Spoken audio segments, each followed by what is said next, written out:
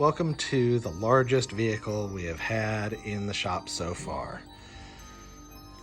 This thing's a monster. Holy cow. But it was fun to work on, that's for sure. Let me give you a quick tour. A 1960 Cadillac Eureka Hearse.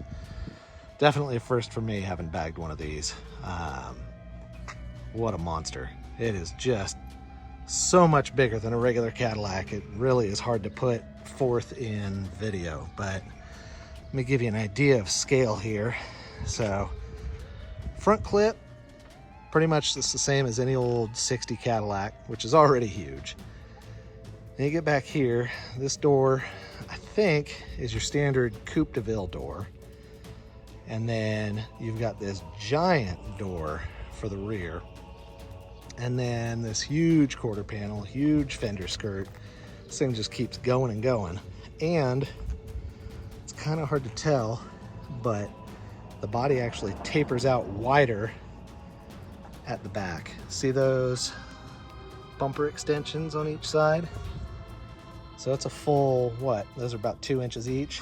It's a full 4 inches wider at the rear than a standard Cadillac. And then roof height, you can see how much taller it is too. You feel tiny rolling around in this thing, but super, super rad. All right, let me give you a quick tour here. Obviously we bagged it. We did the standard upgrades under the hood, electronic ignition, replaced the generator with a Power Master alternator. And I'll show you some of the inside here. We'll start at the front. So up front, don't worry about the window seals and stuff. It's a work in progress. But you can see up front, it's got aftermarket air conditioning in it. I don't know what this switch panel was for originally. That's going bye-bye. He's actually got another dash that's gonna go in it. But Eureka did all these cool custom touches. So you can see that emblem on the front door panel. This originally would have been just a block-off plate on our standard coupe or sedan, and they have their own cast rear heater thing. There's switches down here for the dome lights and something else. This thing is just so well built. This fabric right here, such cool stuff. And you can access, we haven't cleaned it, obviously. That's not my pack of Marlboro Reds, I promise. But just built to be so solid. So over here, we'll open the giant door. You can see that widening happening right here as the sill plate gets wider towards the rear. And what we did for the air ride, obviously we didn't want to take up any space in here because there's important cargo to carry. So we pulled out the spare tire. Oh, here we go. And put all the air management in a drawer down there. So we've got 2 5-gallon aluminum tanks, 2 Viair 485s, and the Airlift 3P control system. So it's all plumbed in 3/8 airline. With a car this heavy, it's not fast, but it definitely gets up and down as you need it to. That panel just drops right back in there. Moving to the back, you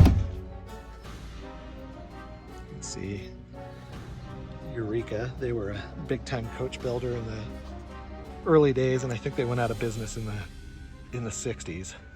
I'm not sure why. I don't know a whole lot of the history of them, but look at these windows. So cool. All right, I'll show you the real fun. Ugh. So back door opens up. Let's see, we leave a little curtain that would have snapped up here for some privacy. I think there were curtains that dropped onto the side windows when this was in Hearse mode. There's a whole heater assembly over on this side, hidden behind that panel. I don't know what's behind that panel. I didn't dig too deep. All this flooring, I'm sure, is asbestos tiling. You can see all the rollers for the coffin and everything. And then you can flip them over and it just becomes your standard cargo floor. Super cool stuff.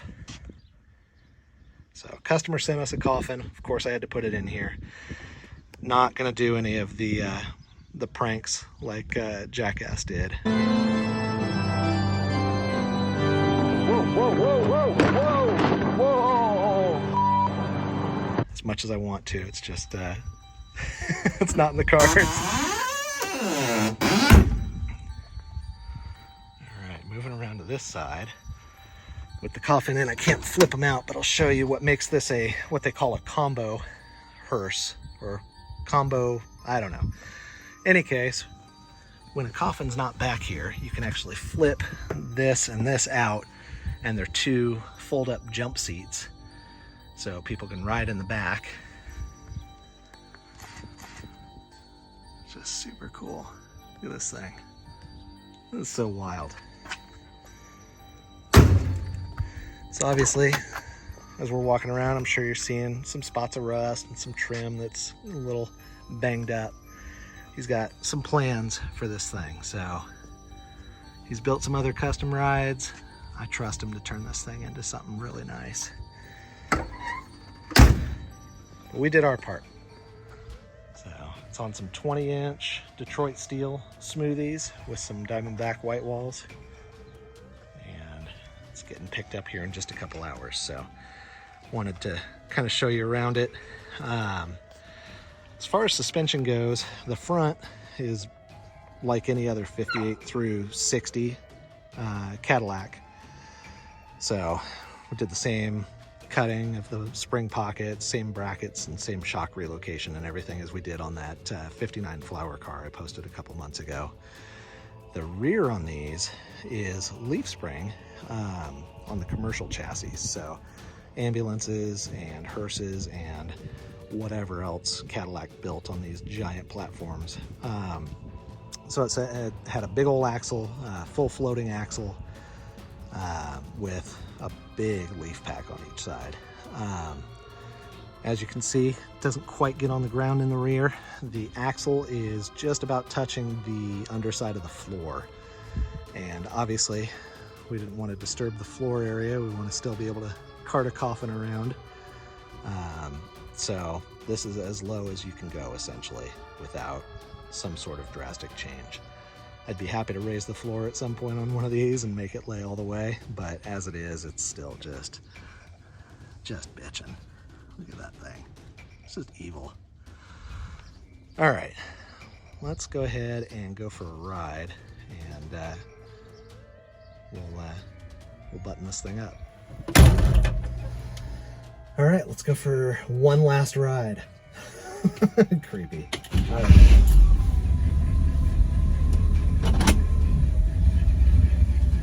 This is like that 61 that we did. It's got what's called the Jetaway transmission.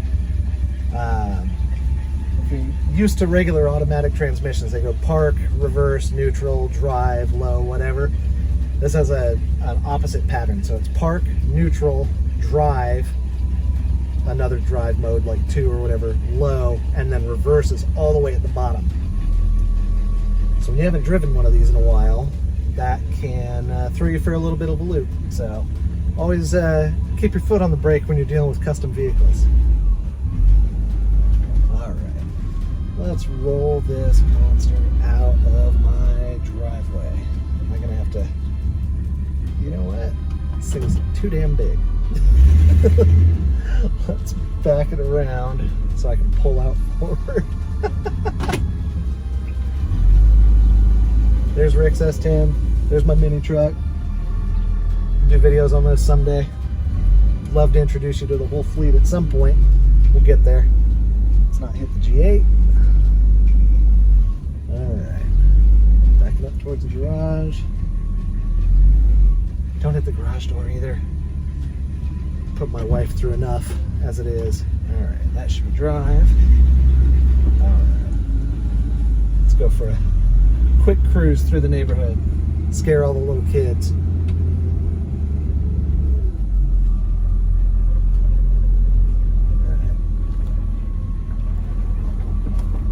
Drag the ass. Sweet. All right. Here we go.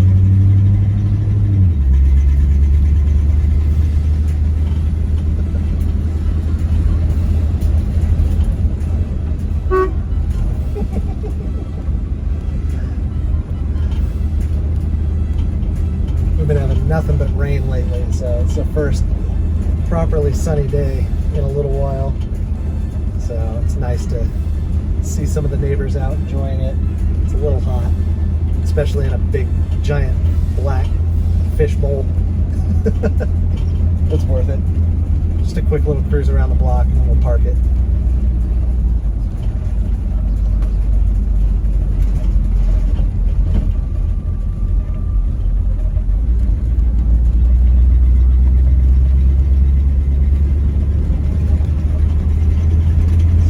Pretty nice. A couple little squeaks and rattles, nothing too crazy.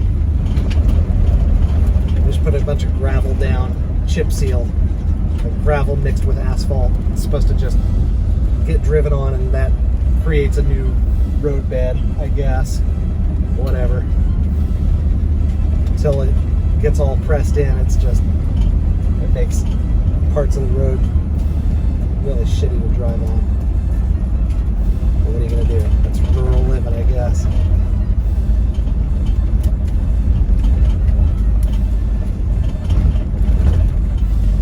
Alright. Here we go.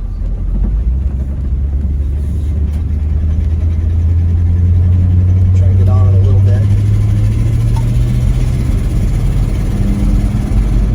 It's a lot of weight. That's that poor little 390 to move around. It does okay, I guess.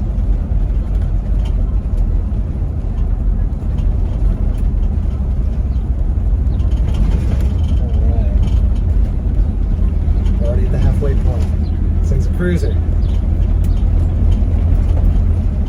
One thing I will say, it was on stock wheels and tires when it came in, and it rode a little bit better on those versus these 20-inch Steelies. These Detroit steel wheels, the good news is they're stout, so I'm sure they're up to the task of driving this thing around without having any issues, but they are heavy. I want to say each of these wheels and tires is probably 70 pounds or more. Lifting them up onto the hubs when we were putting it back together was not ideal.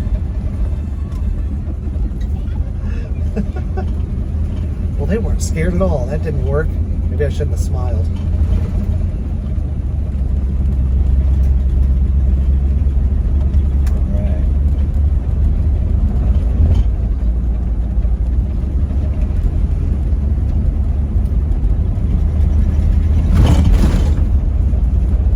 What's next in the shop? Would you believe it's another Cadillac? Shouldn't be a surprise, huh? It seems to be a theme that we have going on. We had that Continental last, and then this hearse. Next one coming in is a 1960 like this, but it's a Coupe de Ville. And from the photos I've seen, looks lovely. So I'm hoping that's the case. We'll see. Pictures can hide a lot. Let's leave it at that. All right, pull it back in. Nice. All right. I think we've got a good ride height dialed for him. All right, let's park it next to the mini trucks. I'll have to show you a little size comparison. Maybe that'll put it in perspective for you. I think it's the only thing I've dealt with that I couldn't do a U-turn in our driveway. All right, there we go. Let's lay it out. Watch your ears.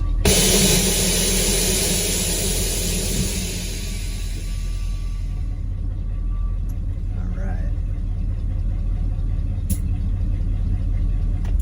Shut her off. Guys, this has been a unique experience. Let's let's put it that way.